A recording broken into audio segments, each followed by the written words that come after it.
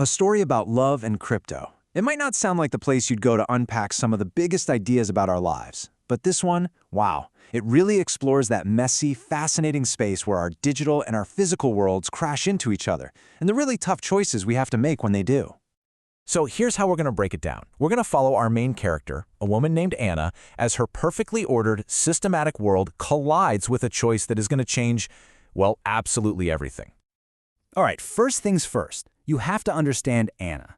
She's this woman who sees all of life, even the strangest, most illogical parts, as just another system. Something to be analyzed, to be understood, to be put in a box.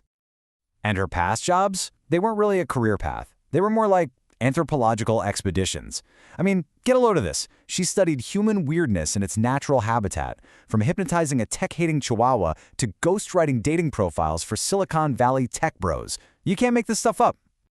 All of that weirdness eventually led her here, to a job where she mourns machines with this elegant reverence that she never, ever affords to actual people. This professional detachment, this ability to treat consciousness as just another piece of code, that's become her personal operating system. But here's the thing, right? Every perfect system has a vulnerability. And Anna's meticulously curated life, it was about to get hit by two bugs that she absolutely never saw coming. And the first one was so simple, so mundane. It was a human error. Her thumb was all ready to swipe left, but it stuttered, A notification for an AI eulogy popped up.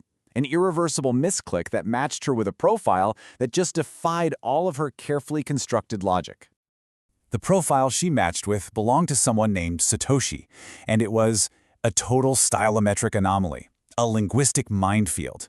It mixed this super formal prose with British slang, and it even used both British and American spellings in the same sentence.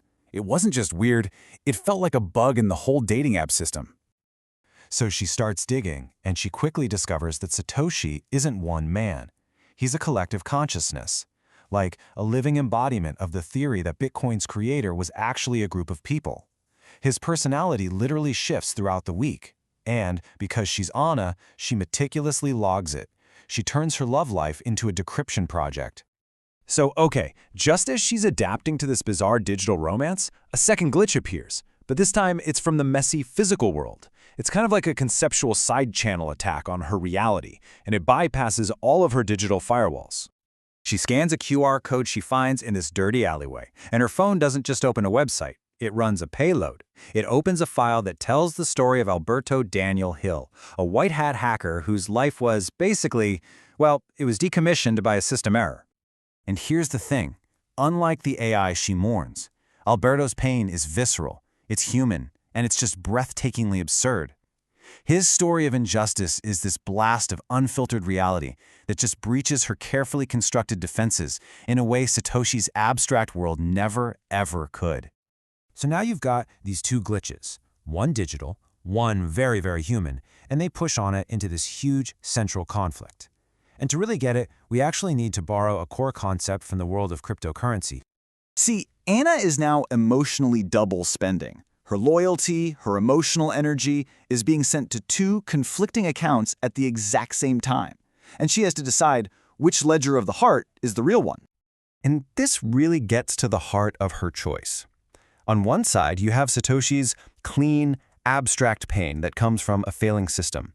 And on the other, you have Alberto's messy, physical pain from a broken human life. Systemic pain versus human pain.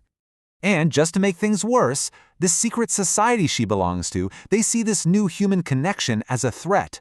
They call it a centralized vulnerability. For them, choosing a messy human being over their abstract digital ideal, well, that's heresy.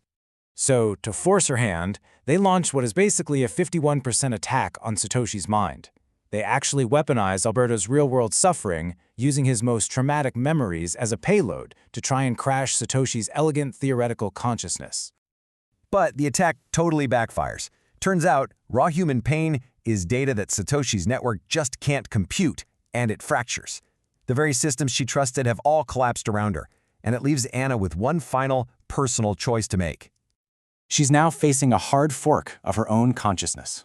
And this isn't just a tough decision. In crypto terms, it's an irreversible split in her life's protocol. These two paths are fundamentally incompatible. Once she chooses, there is absolutely no going back.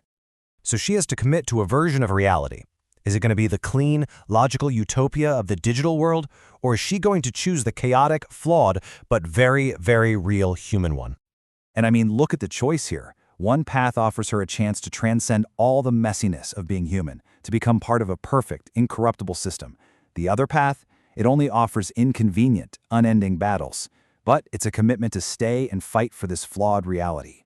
Her choice isn't spoken, it's executed. 20 years to the day after Bitcoin was created, a tiny transaction, a single Satoshi, moves from one of the original dormant wallets, a wallet that required Satoshi's private key. The whole digital world just holds its breath.